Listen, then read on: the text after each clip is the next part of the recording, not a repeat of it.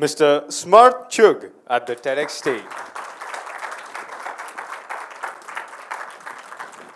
Hi everyone. My name is Samarth Chugh and I'm from Amritsar, Canada.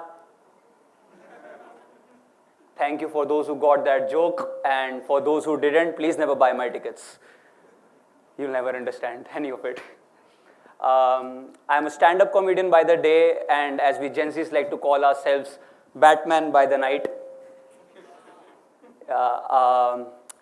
If you're thinking, what is he doing here? We have never even heard of him. He doesn't have a social media presence. He's not worthy of being here. Trust me, guys, the feeling's mutual. Even I don't know what I'm doing here. The conversation with the TEDx team was fairly interesting as well, because the first time the person called me from the TEDx team, the person on the other end was like, "Sir, we have selected you to deliver a TEDx speech." And I was like, "The TEDx speech?" He was like, "Yes, sir, it is an official TEDx event, and we are formally inviting you to it." The first words that came out of my mouth, ladies and gentlemen, at that point of time was, "मैं famous हो गया क्या?" Because if I am, you need to tell me as well. And to which he replied, no, sir, we are just inviting non-famous struggling artists." And I was like, "Here you go, son, take this." He's like, "What is this?" I'm like, "Here's this knife, stab me in my spleen till I die." Because those words were harsher than the death itself. The conversation kept on being interesting as I asked the person that, "Isn't TEDx something to be delivered by a famous person?" To which he replied, "Yes, sir, but famous people were out of budget." To which I replied, "Then what is your budget?" To which he replied, "Budget? We can give you an invention if you want, sir. Here you go. Aryabhatta invented specially for you." And now that I have established I'm a little bit humorous and funny, I'd like to formally introduce myself. My name is Samarth Chugh. I'm 20 years of age. I come from Amritsar, Punjab. I've done my schooling in 2018 with distinction. I've represented my school at national level Hansraj cricket and state level Hansraj football tournament. I have started my MBA journey, and I'm now a part-time stand-up comic, and I do shows with people whose name I cannot say right now because for some reason they are Voldemort and cannot be named. That was for you Harry Potter fans. Yeah.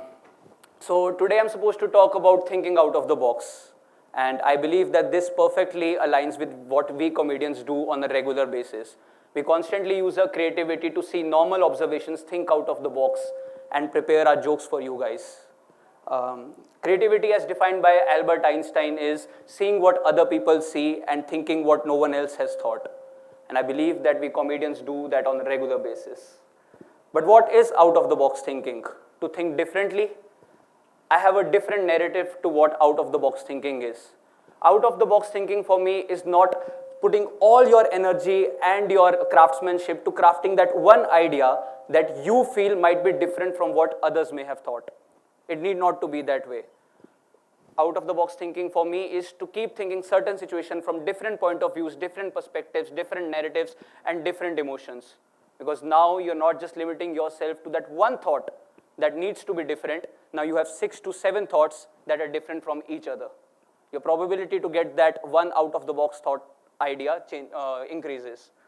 This ideology does not guarantee you that you might arrive at that one creative idea that you were chasing right from the beginning, the out of the box one. But it guarantees you one thing, your increased ability and your enhanced chances to actually arrive at that idea. It just shows you the path. With each new perspective that you add from your previous perspective, the new perspective automatically gets better than the previous one because, as Darwin explained, evolution takes place. And this evolution leads to that one idea that you were chasing right from the beginning. The creative one, the different one. This ideology that I'm sharing with you guys tonight can be perceived in infinitely many ways, out of which 3 I'm going to discuss with you guys tonight. Some might see this ideology as an ideology that does not talk about out-of-the-box thinking at all, but just a holistic development of an individual's thought process. While others may see it as an ideology that is actually a well-put thought and indeed itself out of the box. Many might see it as a complete waste of time because it totally depends upon the case of might and might not. And if you are thinking the case of might and might not is utterly useless, trust me, there are plenty of guys in this auditorium texting hundreds of girls daily who might or might not reply to them. So if you can do this with your dating life, you can take the chance in your career as well. I'm going to share how I follow my own ideology to deliver my content to various people, to the audience. I tend to take part in those experiences that are extremely awkward for me. Just because I'm so passionate by the thought of being a stand-up comedian, I go out of my way to get those experiences which are awkward for me so that I can get content for them. For example, Amritsar is a place where a boy learning salsa is frowned upon. It's stereotyped that boys don't learn salsa. Bhangra is okay because it's manly. Salsa is a little feminine to dance. I went to that salsa classes. I enrolled in the salsa classes. I had a talk with the receptionist. I asked her how much it is. She told me 3 months, 3,000 per month. And she said, sir, you are the only boy in the class. Do you have any problem? I said no. And then I came back. It was just a mundane conversation. But now I'm going to tell you how the ideology that I shared with you guys helped me to make a 6-minute joke set out of it. Just from this simple conversation, I made 6 minutes of jokes, out of which 2 I'm going to share with you tonight. I went home, I kept thinking about what had happened from different perspectives, different views, different narratives. And the joke is in Hindi as it goes that जैसे ही मैं gym छोड़ के, हम gym वाले लड़के थे सारे, gym छोड़ के डांस क्लास की दहलीज पार की, तो मैंने पीछे मुड़कर देखा, तो कोई मुझे वेव कर रहा था. हाँ, वो मेरी मर्दानगी थी. उसने अंदर आना मुनासिब नहीं समझा, कह रही तू जा, पर मैं तेरे साथ बाद में आऊंगी. So this was one joke out of that 6-minute set that I wrote, and then I will skip to that actual conversation between me and the receptionist where I was talking with her. The conversation was mundane as I told you before, but I made it a little interesting just by adding 2 different words. कि मैंने उनसे पूछा कि ma'am charges कितने हैं, वो कहते हैं 2000 पर मंथ ओनली, आपको कोई प्रॉब्लम तो नहीं है, आप अकेले लड़के हो. मैंने कहा मुझे, मैं कहा आप उनसे पूछो ना जो 12 लड़कियां हैं, मेरे लिए तो ड्रीम कम ट्रू है. तुम समझ रहे हो, 12 लड़कियों के साथ मैं अकेला लड़का सालसा कर रहा हूं, मेरा दिमाग खराब हो गया था भाई उसके बाद. So see, what I'm trying to say, share with you guys here is that humor exists in the darkest of places and even the simplest of conversations. It was one of those simpler conversations. Coming to the darker point, I am suffering from a disease called the Gilbert syndrome. The Gilbert syndrome is a disease in which I'm a lifetime victim of jaundice. My indirect bilirubin keeps shooting up just like a Punjabi in a West Delhi wedding. Thank you for understanding that joke. Yeah. Whenever I tell people that I am suffering from Gilbert syndrome, just by the name of it, they tend to assume that it is deadlier than cancer. Sometimes sitting in a cafe, I just pretend that I'm dying in the next 3 years just to get free coffee. I'll tell you how the conversation during the Gilbert syndrome went. So in 2017 and 18, I was diagnosed with jaundice 4 times in those 2 years. My father took me to the doctor and said, कि इसको बार-बार jaundice हो रहा है, क्या करना है? Doctor ने बोला इसका Gilbert syndrome का टेस्ट कराओ. मैंने पूछा, मैं कहा सर ये Gilbert syndrome का टेस्ट कितना का होता है? Doctor said 35,000 rupees only. And me being the Sindhiest child and an MBA aspirant, the first words that came out of my mind was, sir अगर आप 35,000 रुपए का टेस्ट करा रहे हो, ये बीमारी मुझे होनी चाहिए. आप 2,000 रुपए एक्स्ट्रा ले लो, पॉजिटिव करके दो. I was looking on return on investment. 1 हफ्ते बाद डॉक्टर कॉल करके बोलता है, कह रहा है कि सर आपकी रिपोर्ट आ गई, आप आके रिपोर्ट लेकर जा सकते हैं. मेरे भाई ने फोन पकड़ा, कह रहा सर 35,000 रुपए दिए, घर आके दे के जाओ. So what I'm trying to say here is that humor, creativity, and out-of-the-box thinking are present in the simplest of conversations and even in the darkest of places. But the one who has the ability to see things from different perspectives, different angles, different narratives, has the ability to actually create that one thing that is indeed out of the box. What I'm trying to tell you is, don't take me wrong, out-of-the-box thinking need not necessarily mean that you spend all your energy into crafting that one idea, and you relentlessly chase that one idea so much that it becomes toxic for you and it negatively impacts you in your well-being. So that out-of-the-box idea is not worth it. You might as well leave it. Thinking out of the box does not necessarily mean that you go out of your way to do things that other people won't just because you had a kick to stand out from rest of the people. That's stupidity, because in the end, whatever you'll find that everything you had done till now was entirely a waste of time.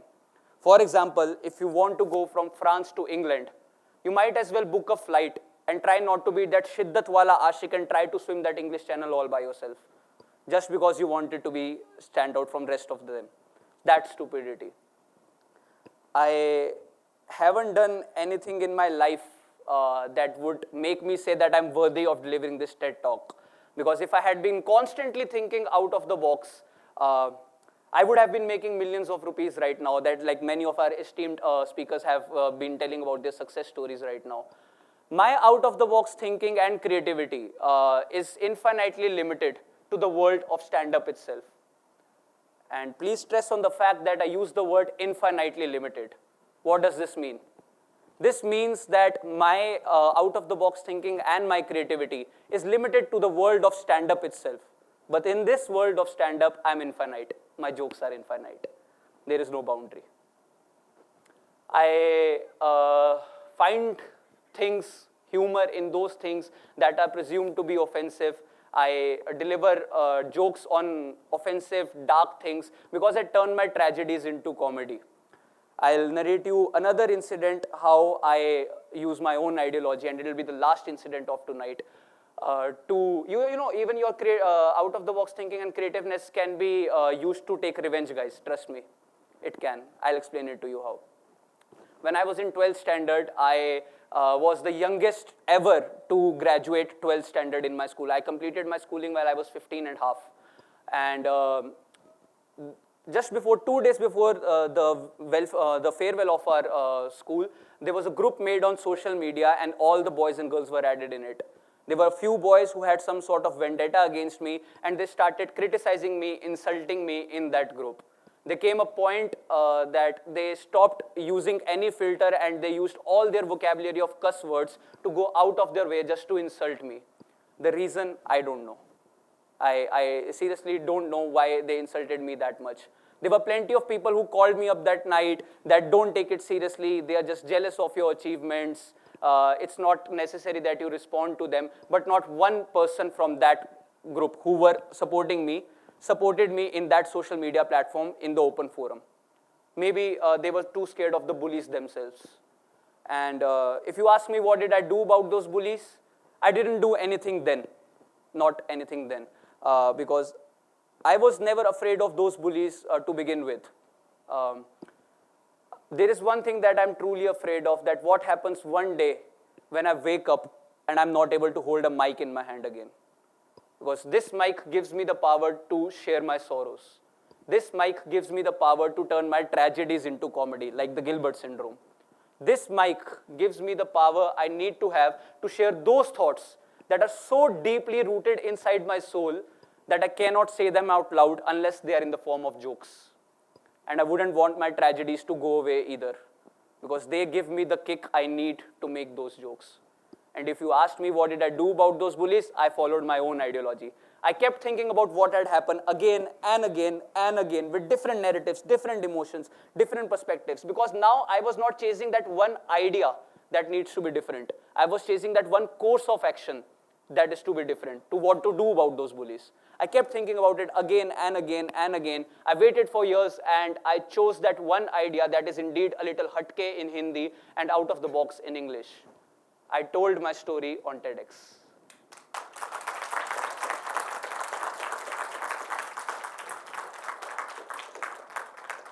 I was beaten up by those bullies the next day when they insulted me. And I was okay with it because they beat me up once. I beat them up daily when I go on stand-up stages. Because trust me, every name that I use in one of my stand-ups, in every story, every guy who's the stupidest character has been christened with their names, the bullies' names. I constantly, target them. They beat me up once, I beat them up daily. And this is how I took my revenge. But if you ask me, what is the out-of-the-box thinking here? I never chase out-of-the-box thinking. I just chase my own ideology. I keep thinking about things from different perspectives, different angles, different narratives. And I choose that one course of action that I find is creative. It might or might not be out of the box, but hey, you guys laughed tonight, and that is all I did. Thank you for having me here. My name is Samarth Chugh.